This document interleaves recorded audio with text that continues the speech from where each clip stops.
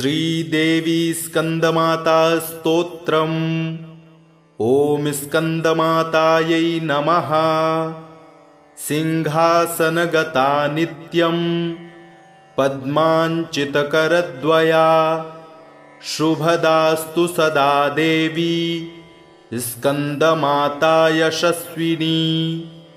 या देवी सर्वभूतेषु मा स्कंदमाता रूपेण संस्थिता। नमस्तस्यै नमस्तस्यै नमस्तस्यै नमो नमः। वन्दे वाञ्छितकामार्थे चन्द्रार्धकृतशेखरां। सिंहरूढा चतुर्भुजा स्कंदमाता यशस्विनीं। धवलवर्णा विशुद्धचक्रस्थितों पंचम दुर्गा त्रिनेत्राम्। अभयपद्मयुग्मकरां दक्षिण उरुपुत्रधरां भजेम। पटाम्बरपरिधानां मृदुहास्या नानालङ्कारभूषितां। मञ्जीरहारकेयूरकिङ्किणी रत्नकुण्डलधारिणीं। प्रफुल्लवन्दना पल्लवाधरां कान्तकपोलां पीन्पयोधरां। कमनीयां लावण्यां चारुत्रिवलीनितम्बनीं। नमामि स्कंदमाता स्कंदधारिणीं। समग्रतत्त्वसागरं पारपारगहरां। शिवाप्रभासमुज्ज्वलां स्फुच्छसागशेखरां। ललाटरत्नभास्करां जगत्प्रदीप्तिभास्करां। महेन्द्रकश्यपार्चितां सनत्कुमारसंस्तुतां। सुरासुरेन्द्रवन्दिता यथार्थनिर्मलाद्भुताम्। अतर्क्यरोचिरुविजां विकारदोषवर्जितां। मुमुक्षुभिर्विचिन्तितां विशेषतत्त्वमुच्चितां। नानालङ्कारभूषितां मृगेन्द्रवाहनाग्रजां। सुशुद्धतत्त्वतोषणां त्रिवेदमारभूषणां। सुधार्मिकौपकारिणी सुरेन्द्रवैरिघातिनीं। शुभां पुष्पमालिनीं सुवर्णकल्पशाखिनीं। तमोन्धकारयामिनीं शिवस्वभावकामिनीं। सहस्रसूर्यराजिकां धनज्जयोग्रकारिकां। सुशुद्धकालकन्दला सुभृण्डवृन्दमज्जुलां। प्रजायिनीं प्रजावती नमामि मातरं सतीं। स्वकर्मकारणे गतिं हरिप्रया च पार्वतीं। अनन्तशक्तिकान्तिदां यशो अर्थभुक्तिमुक्तिदां। पुनः पुनर्जगद्धितां नमाम्यहं सुरार्चितां। जयेश्वरी त्रिलोचने प्रसीद देवी पाहि माम्। ॐ ऐं बीजलिकां देवी पदयुग्मधरा परा। हृदयं पातु सा देवी कार्तिकेययुता। श्रीं ह्रीं हूं ऐं देवी परवस्या पातु सर्वदा। सर्वाङ्गं मे सदा पातु स्कंदमाता पुत्रप्रदा। वाडवाडामृते हुं फट् बीजसमन्विता। उत्तरस्या तथाग्ने च वारुडे नैऋते अवतु। इन्द्राणी भैरवी चैव सितांगी च संहारिणी। सर्वदा पातु मां देवी चान्यान्यासु हि दिक्षु वै। सिंहासनगता नित्यं पद्माञ्चितकरद्वया शुभदास्तु सदा देवी स्कन्दमाता यशस्विनी या देवी सर्वभूतेषु मा स्कन्दमाता रूपेण संस्थिता नमस्तस्यै नमस्तस्यै नमस्तस्यै नमो नमः वन्दे वाञ्छितकामार्थे चन्द्रार्धकृतशेखरां सिंहरूढा चतुर्भुजा स्कन्दमाता यशस्विनीं धवलवर्णा विशुद्धचक्रस्थितों पंचम दुर्गा त्रिनेत्राम् अभयपद्मयुग्मकरां दक्षिण उरुपुत्रधरां भजेम पटाम्बरपरिधानां मृदुहास्या नानालङ्कारभूषितां मञ्जीरहारकेयूरकिङ्किणी रत्नकुण्डलधारिणीं प्रफुल्लवन्दना पल्लवाधरां कान्तकपोलां पीन्पयोधरां कमनीयां लावण्यां चारुत्रिवलीनितम्बनीं नमामि स्कन्दमाता स्कन्दधारिणीं समग्रतत्त्वसागरं पारपारगहराम् शिवाप्रभासमुज्ज्वलां स्फुच्छशागशेखरां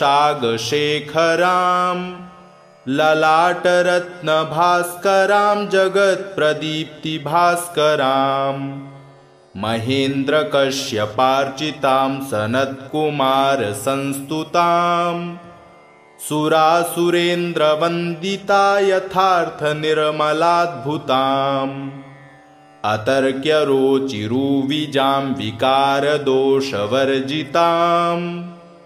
मुमुक्षुभिर्विचिन्तितां विशेषतत्त्वमुच्चितां नानालङ्कारभूषितां मृगेन्द्रवाहनाग्रजां सुशुद्धतत्त्वतोषणां त्रिवेदमारभूषणाम् सुधार्मिकौपकारिणी सुरेन्द्रवैरिघातिनीं शुभां पुष्पमालिनीं सुवर्णकल्पशाखिनीं तमोऽन्धकारयामिनीं शिवस्वभावकामिनीं सहस्रसूर्यराजिकां धनज्जयोग्रकारिकाम् सुशुद्धकालकन्दला सुभृण्डवृन्दमज्जुलां प्रजायिनीं प्रजावती नमामि मातरं सतीं स्वकर्मकारणे गतिं हरिप्रिया च पार्वतीम् अनन्तशक्तिकान्तिदां यशोऽर्थभुक्तिमुक्तिदाम् पुनः पुनर्जगद्धितां नमाम्यहं सुरार्चितां जयेश्वरी त्रिलोचने प्रसीद देवी पाहि माम् ॐ ऐं बीजलिकां देवी पदयुग्मधरा परा हृदयं पातु सा देवी कार्तिकेययुता श्रीं ह्रीं हूं ऐं देवी परवस्या पातु सर्वदा सर्वाङ्गं मे सदा पातु स्कन्दमाता पुत्रप्रदा वाडवाडामृते हुं फट् बीजसमन्विता उत्तरस्या तथाग्ने च वारुडे नैऋते अवतु इन्द्राणी भैरवी चैव सिताङ्गी च संहारिणी सर्वदा पातु मां देवी चान्यान्यासु हि दिक्षु वै सिंहासनगता नित्यं पद्माञ्चितकरद्वया शुभदास्तु सदा देवी स्कन्दमाता यशस्विनी। या देवी सर्वभूतेषु मा स्कन्दमाता रूपेण संस्थिता। नमस्तस्यै नमस्तस्यै नमस्तस्यै नमो नमः। वन्दे वाञ्छितकामार्थे चन्द्रार्धकृतशेखरां। सिंहरूढा चतुर्भुजा स्कन्दमाता यशस्विनीं। धवलवर्णा विशुद्धचक्रस्थितों पंचम दुर्गा त्रिनेत्राम्। अभयपद्मयुग्मकरां दक्षिण उरुपुत्रधरां भजे। पटाम्बरपरिधानां मृदुहास्या नानालङ्कारभूषितां। मञ्जीरहारकेयूरकिङ्किणी रत्नकुण्डलधारिणीं। प्रफुल्लवन्दना पल्लवाधरां कान्तकपोलां पीन्पयोधरां। कमनीयां लावण्यां चारुत्रिवलीनितम्बनीं। नमामि स्कन्दमाता स्कन्दधारिणीं। समग्रतत्त्वसागरं पारपारगहरां। शिवाप्रभासमुज्ज्वलां स्फुच्छसागशेखरां। ललाटरत्नभास्करां जगत्प्रदीप्तिभास्करां। महेन्द्रकश्यपार्चितां सनत्कुमारसंस्तुतां। सुरासुरेन्द्रवन्दिता यथार्थनिर्मलाद्भुताम्। अतर्क्यरोचिरुविजां विकारदोषवर्जितां। मुमुक्षुभिर्विचिन्तितां विशेषतत्त्वमुच्चितां। नानालङ्कारभूषितां मृगेन्द्रवाहनाग्रजां। सुशुद्धतत्त्वतोषणां त्रिवेदमारभूषणां। सुधार्मिकौपकारिणी सुरेन्द्रवैरिघातिनीं। शुभां पुष्पमालिनीं सुवर्णकल्पशाखिनीं। तमोऽन्धकारयामिनीं शिवस्वभावकामिनीं। सहस्रसूर्यराजिकां धनज्जयोग्रकारिकां। सुशुद्धकालकन्दला सुभृण्डवृन्दमज्जुलां। प्रजायिनीं प्रजावती नमामि मातरं सतीं। स्वकर्मकारणे गतिं हरिप्रया च पार्वतीम्। अनन्तशक्तिकान्तिदां यशो अर्थभुक्तिमुक्तिदाम्। पुनः पुनर्जगद्धितां नमाम्यहं सुरार्चितां। जयेश्वरी त्रिलोचने प्रसीद देवी पाहि माम्। ॐ ऐं बीजलिकां देवी पदयुग्मधरा परा। हृदयं पातु सा देवी कार्तिकेययुता।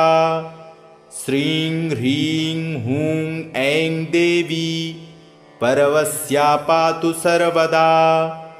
सर्वाङ्गं मे सदा पातु स्कन्दमाता पुत्रप्रदा। वाडवाडामृते हुं फट् बीजसमन्विता। उत्तरस्या तथाग्ने च वारुडे नैऋते अवतु। इन्द्राणी भैरवी चैव सिताङ्गी च संहारिणी। सर्वदा पातु मां देवी चान्यान्यासु हि दिक्षु वै। सिंहासनगता नित्यं पद्माञ्चितकरद्वया। शुभदास्तु सदा देवी स्कन्दमाता यशस्विनी। या देवी सर्वभूतेषु मा स्कन्दमातारूपेण संस्थिता नमस्तस्यै नमस्तस्यै नमस्तस्यै नमो नमः। वन्दे वाञ्छितकामार्थे चन्द्रार्धकृतशेखरां सिंहरूढा चतुर्भुजा स्कन्दमाता यशस्विनीं धवलवर्णा विशुद्धचक्रस्थितों पञ्चं दुर्गात्रिनेत्राम् अभयपद्मयुग्मकरां दक्षिण उरुपुत्रधरां भजे। पटाम्बरपरिधानां मृदुहास्या नानालङ्कारभूषितां मञ्जीरहारकेयूरकिङ्किणी रत्नकुण्डलधारिणीं प्रफुल्लवन्दना पल्लवाधरां कान्तकपोलां पीन्पयोधरां कमनीयां लावण्यां चारुत्रिवलीनितम्बनीं नमामि स्कन्दमाता स्कन्दधारिणीं समग्रतत्त्वसागरं पारपारगहराम् शिवाप्रभासमुज्ज्वलां स्फुच्छशागशेखरां ललाटरत्नभास्करां जगत्प्रदीप्तिभास्करां महेन्द्रकश्यपार्चितां सनत्कुमारसंस्तुतां सुरासुरेन्द्रवन्दिता यथार्थनिर्मलाद्भुताम् अतर्क्यरोचिरुविजां विकारदोषवर्जितां मुमुक्षुभिर्विचिन्तितां विशेषतत्त्वमुच्चितां नानालङ्कारभूषितां मृगेन्द्रवाहनाग्रजां सुशुद्धतत्त्वतोषणां त्रिवेदमारभूषणां सुधार्मिकौपकारिणी सुरेन्द्रवैरिघातिनीं शुभां पुष्पमालिनीं सुवर्णकल्पशाखिनीं तमोऽन्धकारयामिनीं शिवस्वभावकामिनीं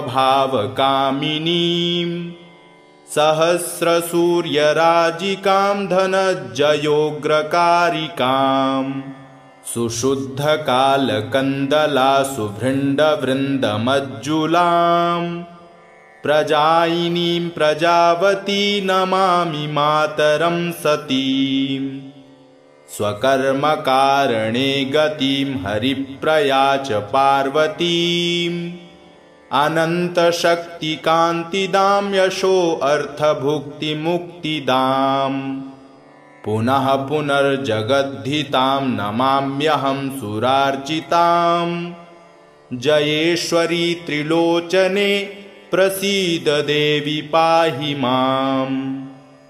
ॐ ऐं बीजलिकां देवी पदयुग्मधरा परा हृदयं पातु सा देवी कार्तिकेययुता श्रीं ह्रीं हूं ऐं देवी परवस्या पातु सर्वदा सर्वाङ्गं मे सदा पातु स्कन्दमाता पुत्रप्रदा वाडवाडामृते हुं फट् बीजसमन्विता उत्तरस्या तथाग्ने च वारुडे नैऋते अवतु इन्द्राणी भैरवी चैव सिताङ्गी च संहारिणी सर्वदा पातु मां देवी चान्यान्यासु हि दिक्षु वै सिंहासनगता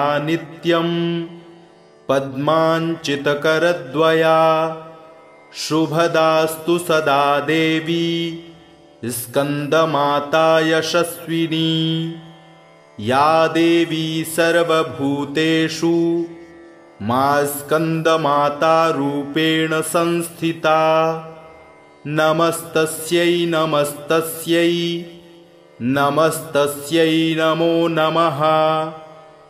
वन्दे वाञ्छितकामार्थे चन्द्रार्धकृतशेखरां सिंहरूढा चतुर्भुजा स्कन्दमाता यशस्विनीं धवलवर्णा विशुद्धचक्रस्थितों पञ्चं दुर्गा त्रिनेत्राम् अभयपद्मयुग्मकरां दक्षिण उरुपुत्रधरां भजेम। पटाम्बरपरिधानां मृदुहास्या नानालङ्कारभूषितां मञ्जीरहारकेयूरकिङ्किणी रत्नकुण्डलधारिणीं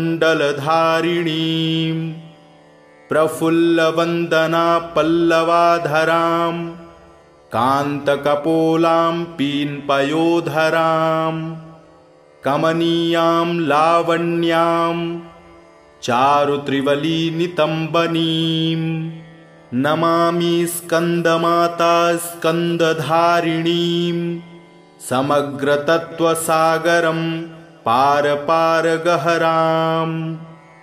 शिवाप्रभासमुज्ज्वलां स्फुच्छशागशेखरां ललाटरत्नभास्करां जगत्प्रदीप्तिभास्करां महेन्द्रकश्यपार्चितां सनत्कुमारसंस्तुतां सुरासुरेन्द्रवन्दिता यथार्थनिर्मलाद्भुताम् अतर्क्यरोचिरुविजां विकारदोषवर्जितां मुमुक्षुभिर्विचिन्तितां विशेषतत्त्वमुच्चितां नानालङ्कारभूषितां मृगेन्द्रवाहनाग्रजां सुशुद्धतत्त्वतोषणां त्रिवेदमारभूषणाम् सुधार्मिकौपकारिणी सुरेन्द्रवैरिघातिनीं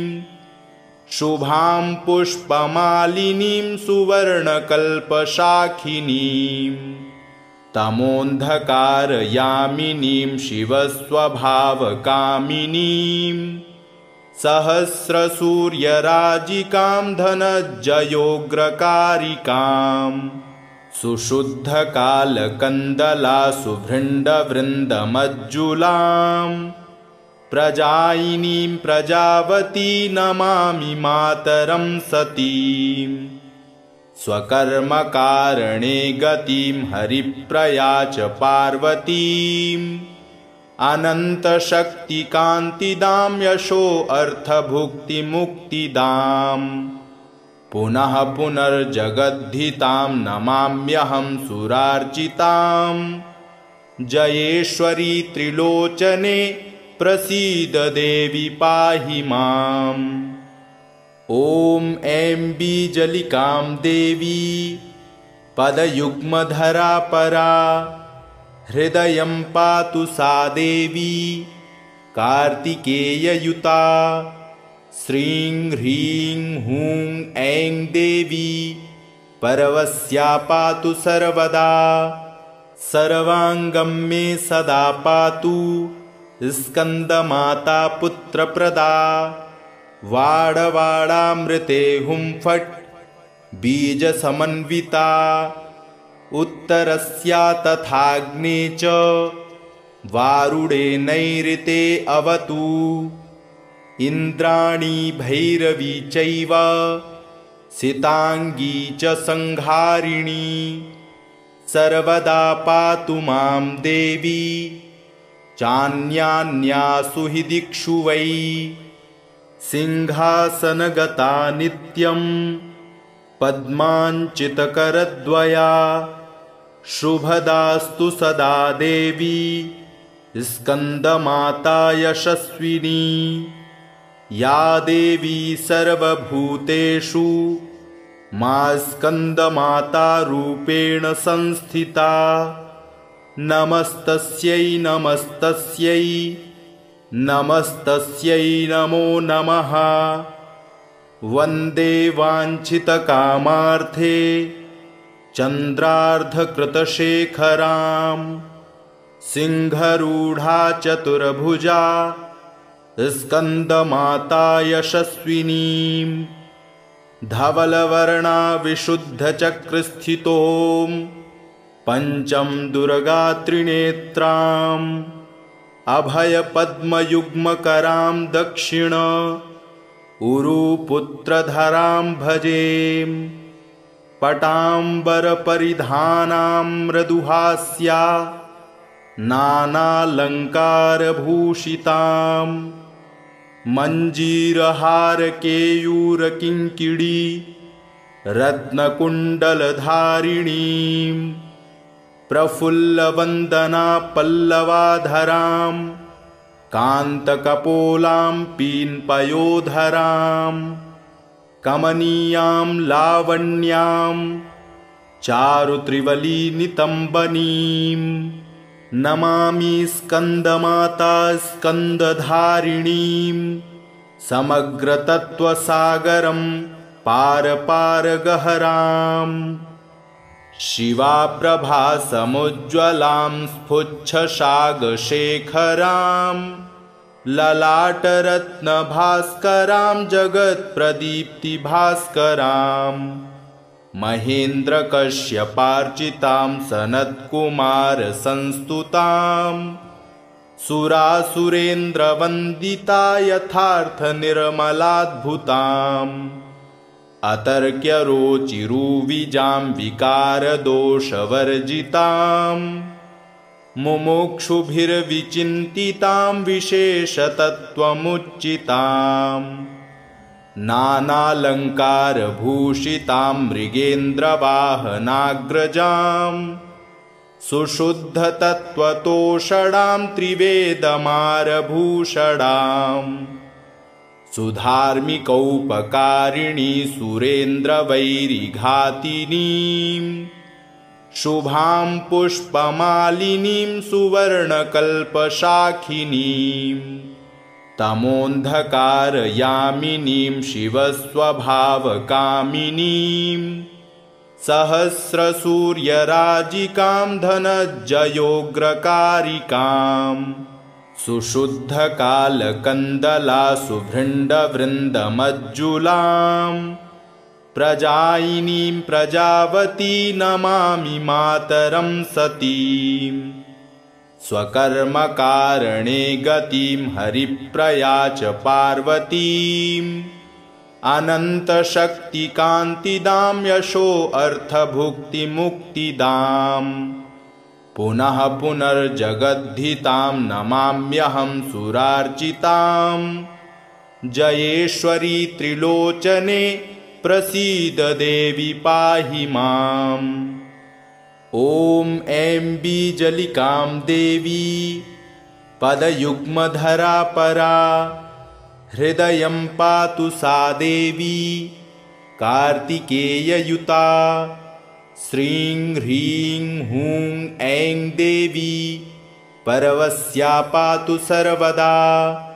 सर्वाङ्गं मे सदा पातु स्कन्दमाता पुत्रप्रदा वाडवाडामृते हुं फट् बीजसमन्विता उत्तरस्या तथाग्ने च वारुडे नैऋते अवतु इन्द्राणी भैरवी चैव सिताङ्गी च संहारिणी सर्वदा पातु मां देवी चान्यान्यासु हि दिक्षु वै सिंहासनगता नित्यं पद्माञ्चितकरद्वया शुभदास्तु सदा देवी स्कन्दमाता यशस्विनी या देवी सर्वभूतेषु मा स्कन्दमाता रूपेण संस्थिता नमस्तस्यै नमस्तस्यै नमस्तस्यै नमो नमः वन्दे वाञ्छितकामार्थे चन्द्रार्धकृतशेखरां सिंहरूढा चतुर्भुजा स्कन्दमाता यशस्विनीं धवलवर्णा विशुद्धचक्रस्थितों पंचम दुर्गा त्रिनेत्राम् अभयपद्मयुग्मकरां दक्षिण उरुपुत्रधरां भजेम पटाम्बरपरिधानां मृदुहास्या नानालङ्कारभूषितां मञ्जीरहारकेयूरकिङ्किणी रत्नकुण्डलधारिणीं प्रफुल्लवन्दना पल्लवाधरां कान्तकपोलां पीन्पयोधरां कमनीयां लावण्यां चारुत्रिवलीनितम्बनीं नमामि स्कन्दमाता स्कन्दधारिणीं समग्रतत्त्वसागरं पारपारगहराम् शिवाप्रभासमुज्ज्वलां स्फुच्छशागशेखरां ललाटरत्नभास्करां जगत्प्रदीप्तिभास्करां महेन्द्रकश्यपार्चितां सनत्कुमारसंस्तुतां सुरासुरेन्द्रवन्दिता यथार्थनिर्मलाद्भुताम् अतर्क्यरोचिरुविजां विकारदोषवर्जितां मुमुक्षुभिर्विचिन्तितां विशेषतत्त्वमुच्चितां नानालङ्कारभूषितां मृगेन्द्रवाहनाग्रजां सुशुद्धतत्त्वतोषणां त्रिवेदमारभूषणाम् सुधार्मिकौपकारिणी सुरेन्द्रवैरिघातिनीं शुभां पुष्पमालिनीं सुवर्णकल्पशाखिनीं तमोऽन्धकारयामिनीं शिवस्वभावकामिनीं सहस्रसूर्यराजिकां धनज्जयोग्रकारिकाम् सुशुद्धकालकन्दला सुभृण्डवृन्दमज्जुलां प्रजायिनीं प्रजावती नमामि मातरं सतीं स्वकर्मकारणे गतिं हरिप्रया च पार्वतीं अनन्तशक्तिकान्तिदां यशोऽर्थभुक्तिमुक्तिदाम् पुनः पुनर्जगद्धितां नमाम्यहं सुरार्चितां जयेश्वरी त्रिलोचने प्रसीद देवी पाहि माम्। ॐ ऐं बीजलिकां देवी पदयुग्मधरा परा हृदयं पातु सा देवी कार्तिकेययुता श्रीं ह्रीं हूं ऐं देवी परवस्या पातु सर्वदा सर्वाङ्गं मे सदा पातु स्कन्दमाता पुत्रप्रदा वाडवाडामृते हुं फट् बीजसमन्विता उत्तरस्या तथाग्ने च वारुडे नैऋते अवतु इन्द्राणी भैरवी चैव सिताङ्गी च संहारिणी सर्वदा पातु मां देवी चान्यान्यासु हि दिक्षु वै सिंहासनगता नित्यं पद्माञ्चितकरद्वया शुभदास्तु सदा देवी स्कन्दमाता यशस्विनी या देवी सर्वभूतेषु मा स्कन्दमाता रूपेण संस्थिता नमस्तस्यै नमस्तस्यै नमस्तस्यै नमो नमः।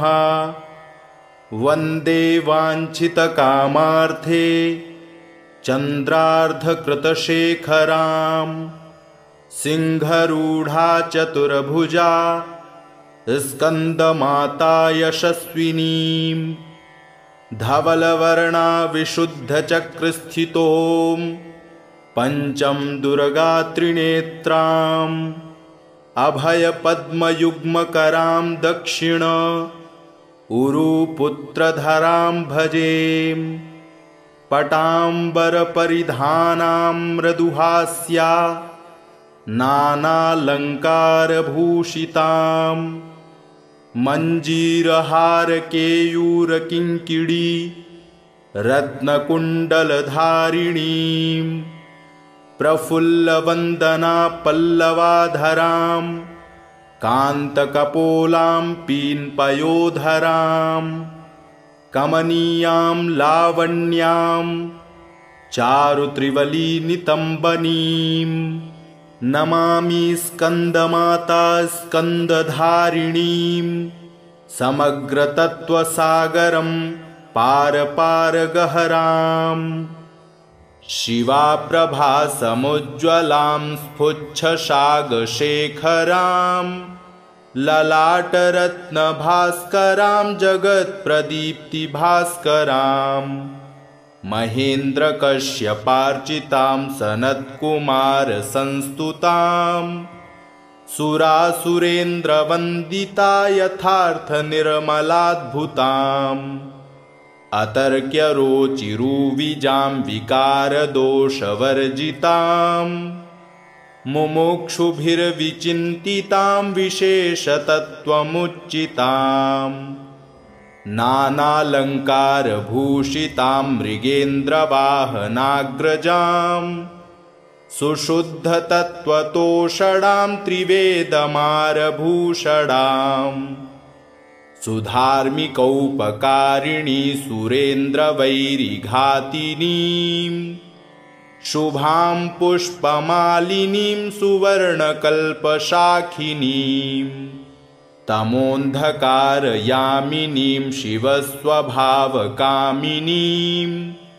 सहस्रसूर्यराजिकां धनज्जयोग्रकारिकां सुशुद्धकालकन्दला सुभृण्डवृन्दमज्जुलां प्रजायिनीं प्रजावती नमामि मातरं सतीं स्वकर्मकारणे गतिं हरिप्रया च पार्वतीम् अनन्तशक्तिकान्तिदां यशोऽर्थभुक्तिमुक्तिदां पुनः पुनर्जगद्धितां नमाम्यहं सुरार्चितां जयेश्वरी त्रिलोचने प्रसीद देवी पाहि माम्।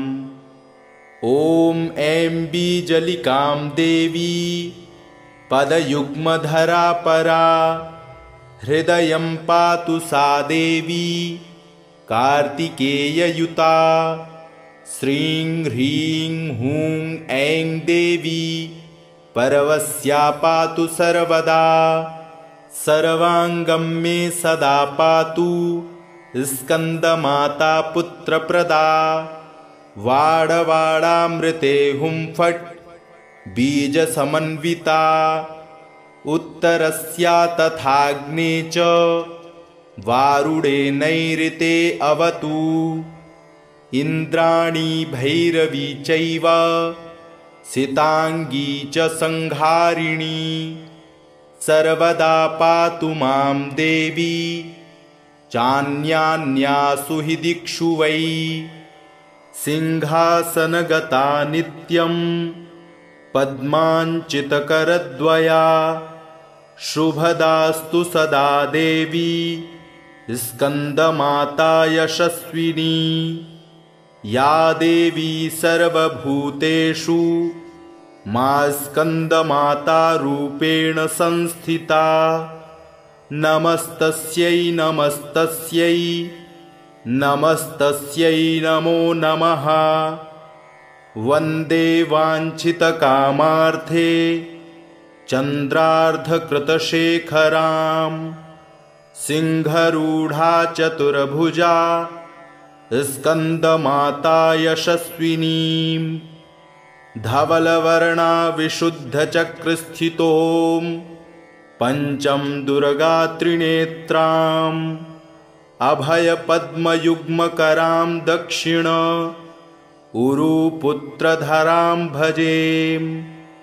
पटाम्बरपरिधानां मृदुहास्या नानालङ्कारभूषितां मञ्जीरहारकेयूरकिङ्किणी रत्नकुण्डलधारिणीं प्रफुल्लवन्दना पल्लवाधरां कान्तकपोलां पीन्पयोधरां कमनीयां लावण्यां चारुत्रिवलीनितम्बनीं नमामि स्कन्दमाता स्कन्दधारिणीं समग्रतत्त्वसागरं पारपारगहरां शिवाप्रभासमुज्ज्वलां स्फुच्छशागशेखरां ललाटरत्नभास्करां जगत्प्रदीप्तिभास्करां महेन्द्रकश्यपार्चितां सनत्कुमारसंस्तुतां सुरासुरेन्द्रवन्दिता यथार्थनिर्मलाद्भुताम् अतर्क्यरोचिरुविजां विकारदोषवर्जितां मुमुक्षुभिर्विचिन्तितां विशेषतत्त्वमुच्चितां नानालङ्कारभूषितां मृगेन्द्रवाहनाग्रजां सुशुद्धतत्त्वतोषणां त्रिवेदमारभूषणां सुधार्मिकौपकारिणी सुरेन्द्रवैरिघातिनीं शुभां पुष्पमालिनीं सुवर्णकल्पशाखिनीं तमोऽन्धकारयामिनीं शिवस्वभावकामिनीं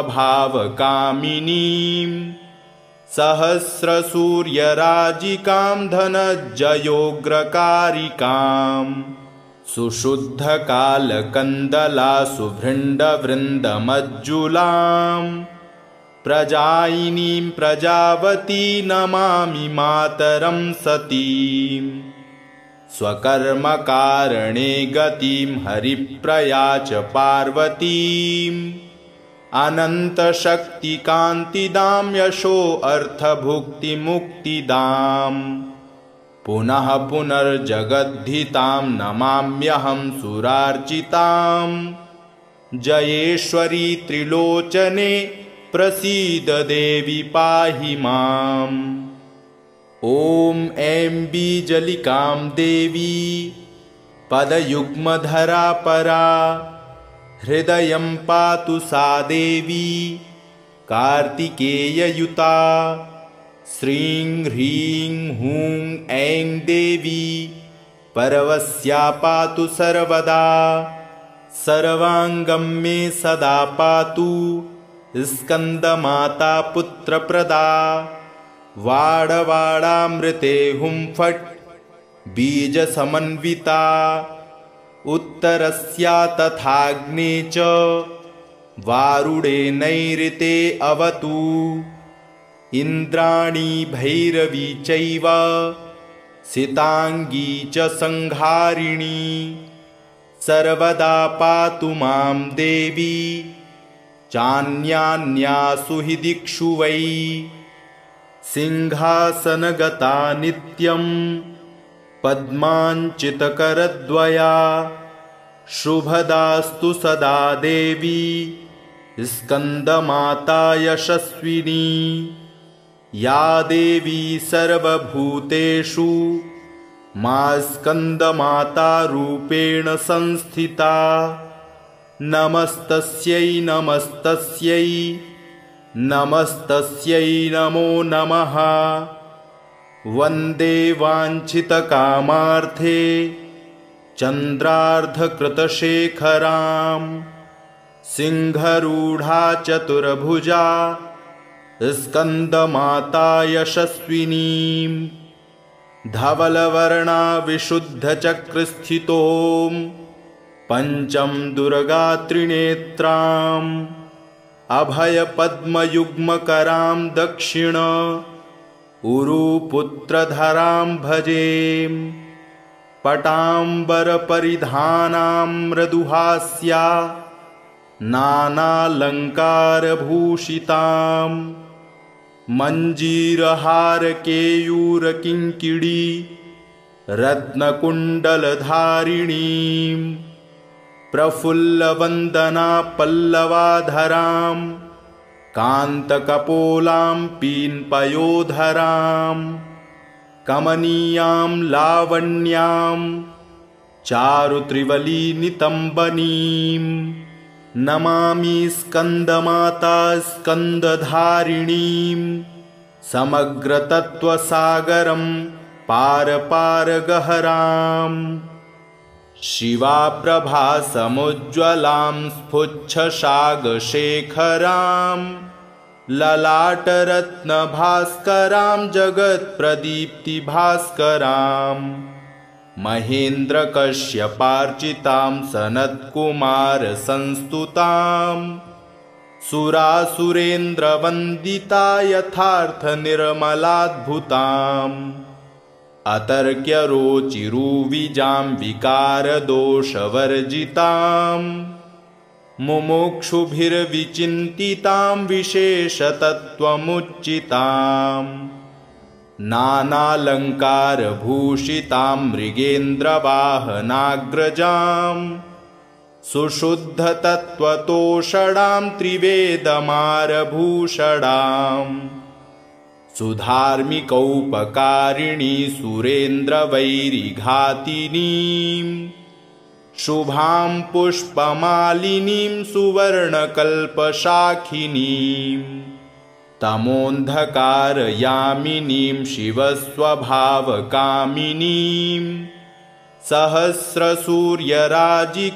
धनज्जयोग्रकारिकाम् सुशुद्धकालकन्दला सुभृण्डवृन्दमज्जुलां प्रजायिनीं प्रजावती नमामि मातरं सतीं स्वकर्मकारणे गतिं हरिप्रया च पार्वतीम् अनन्तशक्तिकान्तिदां यशोऽर्थभुक्तिमुक्तिदाम् पुनः पुनर्जगद्धितां नमाम्यहं सुरार्चितां जयेश्वरी त्रिलोचने प्रसीद देवी पाहि माम्।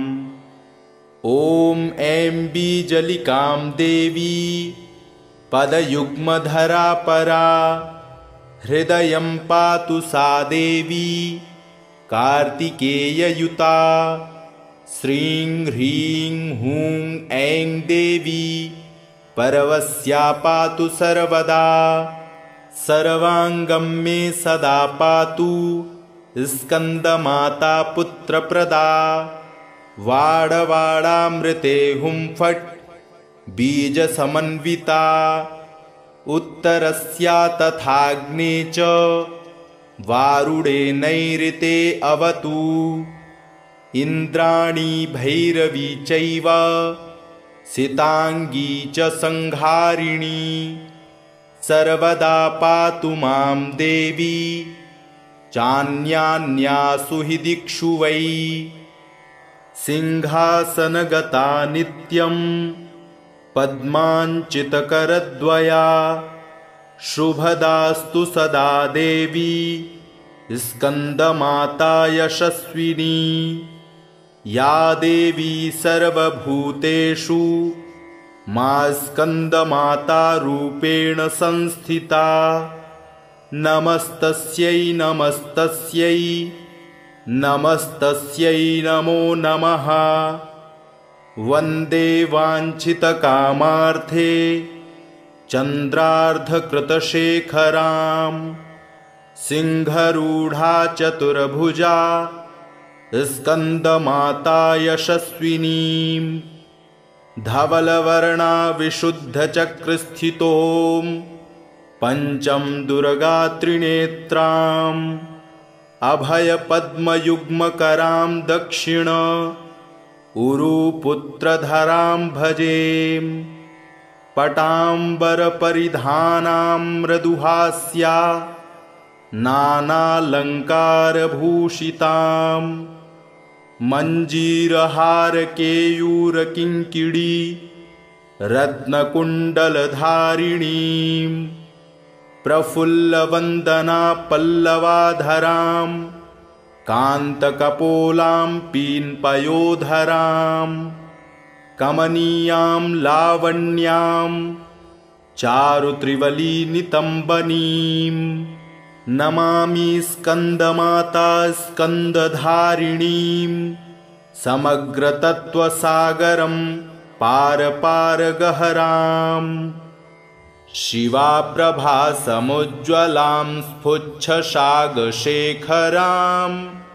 ललाटरत्नभास्करां जगत्प्रदीप्तिभास्करां महेन्द्रकश्यपार्चितां सनत्कुमारसंस्तुतां सुरासुरेन्द्रवन्दिता यथार्थनिर्मलाद्भुताम् अतर्क्यरोचिरुविजां विकारदोषवर्जितां मुमुक्षुभिर्विचिन्तितां विशेषतत्त्वमुच्चितां नानालङ्कारभूषितां मृगेन्द्रवाहनाग्रजां सुशुद्धतत्त्वतोषणां त्रिवेदमारभूषणाम् सुधार्मिकौपकारिणी सुरेन्द्रवैरिघातिनीं शुभां पुष्पमालिनीं सुवर्णकल्पशाखिनीं तमोन्धकारयामिनीं शिवस्वभावकामिनीं सहस्रसूर्यराजिकां धनज्जयोग्रकारिकाम् सुशुद्धकालकन्दला सुभृण्डवृन्दमज्जुलां प्रजायिनीं प्रजावती नमामि मातरं सतीं स्वकर्मकारणे गतिं हरिप्रया च पार्वतीम् अनन्तशक्तिकान्तिदां यशोऽर्थभुक्तिमुक्तिदाम् पुनः पुनर्जगद्धितां नमाम्यहं सुरार्चितां जयेश्वरी त्रिलोचने प्रसीद देवी पाहि माम् ॐ ऐं बीजलिकां देवी पदयुग्मधरा परा हृदयं पातु सा देवी कार्तिकेययुता श्रीं ह्रीं हूं ऐं देवी परवस्या पातु सर्वदा सर्वाङ्गं मे सदा पातु स्कन्दमाता पुत्रप्रदा वाडवाडामृते हुं फट् बीजसमन्विता उत्तरस्या तथाग्ने च वारुडे नैऋते अवतु इन्द्राणी भैरवी चैव सिताङ्गी च संहारिणी सर्वदा पातु मां देवी चान्यान्यासु हि दिक्षु वै इति श्री स्कन्दमाता स्तोत्रम् एवं कवचं सम्पूर्णम्।